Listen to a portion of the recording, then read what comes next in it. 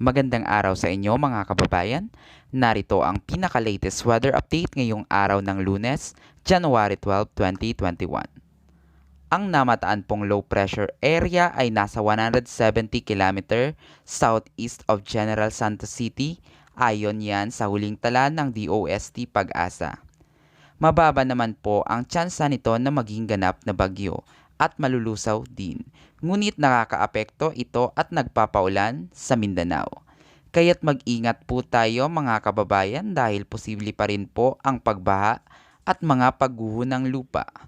At samantala, northeast monsoon pa rin ang nakakaapekto sa Luzon.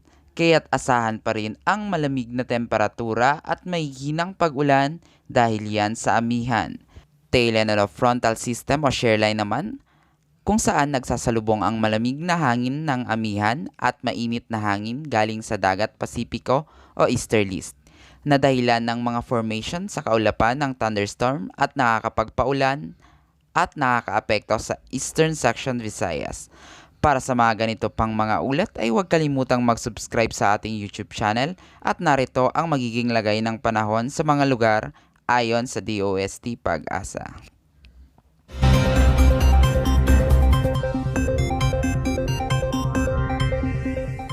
Epekto ng ating amihan dito po sa Calabarzon, gayon na rin po dito sa Mimaropa, Bicol region ay patuloy pa rin pong mararanasan ang maulap na kalangitan na may mahinang mga pag-ulan.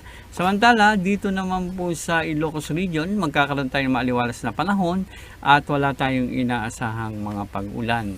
Sa Metro Manila at sa nalalabing bahagi naman ng Luzon, magiging maaliwalas ang ating panahon, subalit posible pa rin ang pagkakaroon natin ng mga pulo-pulong mahinang pag-ulan na dulot pa rin po ng ating amihan. At ang ating temperatura sa Baguio City, nananatili pong mababa ito. Ito'y naglalaro lamang sa pagitan ng 11 hanggang 22 degrees Celsius. Ang pinakamataas naman nating temperatura dito sa Tagaytay, Tugigaraw at sa Legazpi, posible pong umabot naman sa 26 degrees Celsius. At dito po naman sa Metro Manila, sa Lawag City at sa Calayan Island, pinakamataas nating temperatura, posible pong umabot ng 28 degrees Celsius. Sa Puerto Princesa, ang ating temperatura maglalaro naman po sa pagitan ng 26 hanggang 30 degrees Celsius. At silipin naman po natin ang magiging lagay natin panahon dito sa Kabisayaan dahil pa rin nga po sa epekto ng tail end ng frontal system.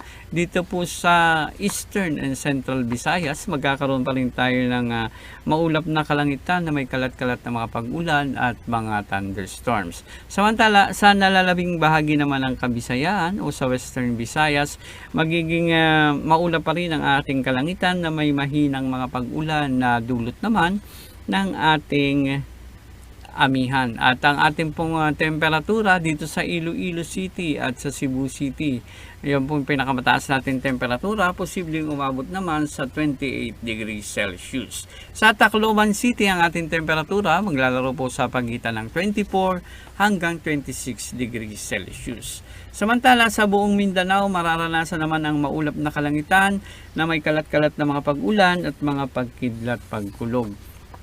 Yan nga po ay epekto o dulot pa rin ng ating low pressure area na nasa may timog silangan po ng Mindanao. At ang ating pong temperatura dito sa Cagayan de Oro at sa Davao City, maglalaro po sa pagitan ng 24 hanggang 29 degrees Celsius. At sa Zamboanga City, ang ating temperatura maglalaro po naman sa 24 hanggang 34 degrees Celsius. At muli, paalala po sa ating mga kababayan kung saan po patuloy na nakakaranas pa rin ng mga pag-ulan dito sa Kabisayan at sa Mindanao. Pinapaalalahanan po natin na mag-ingat po pa rin sila sa posibleng pagkakaroon ng mga flash floods at landslides.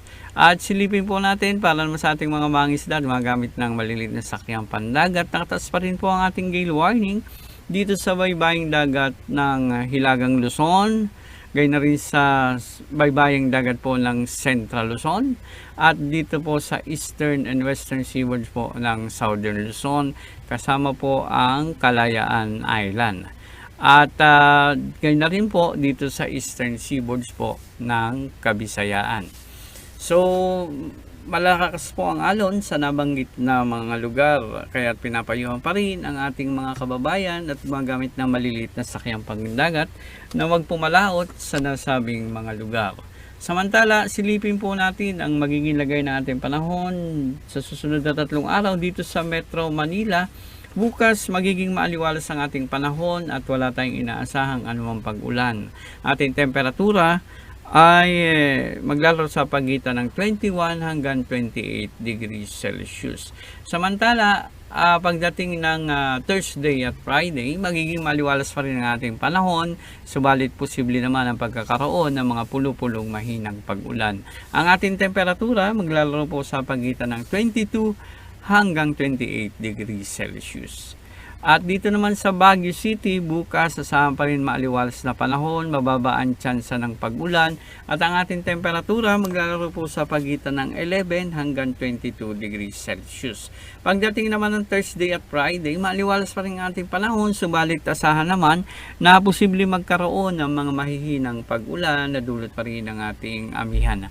Ang ating temperatura maglalaro po sa pagitan ng 12 hanggang 23 degrees Celsius. At sa Legazpi City ay bukas hanggang sa Thursday, magkakaroon pa rin tayo ng maulap na kalangitan na may mahihinang mga pag-ulan. Ang ating temperatura maglalaro po sa pagitan ng 24 hanggang 26 degrees Celsius.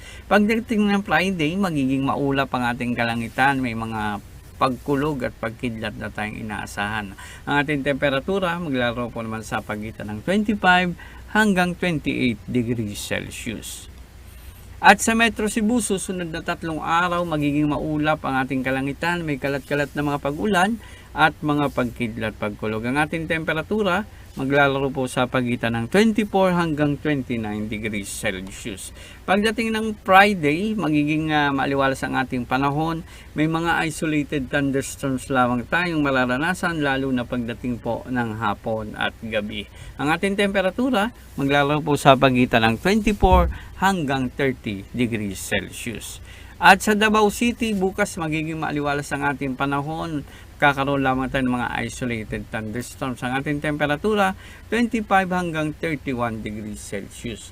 Pagdating ng Thursday, magiging maulap ang ating kalangitan. May kalat-kalat na mga pag-ulan at mga thunderstorms. Ang ating temperatura maglalaro sa pagitan ng 25 hanggang 30 degrees Celsius. Pagdating ng Friday, muling bubuti ang ating panahon. Isolated thunderstorms lamang ating inaasahan, lalo na sa bandang hapon o gabi. Ang ating temperatura maglalaro sa pagitan ng 25 hanggang 31 degrees Celsius.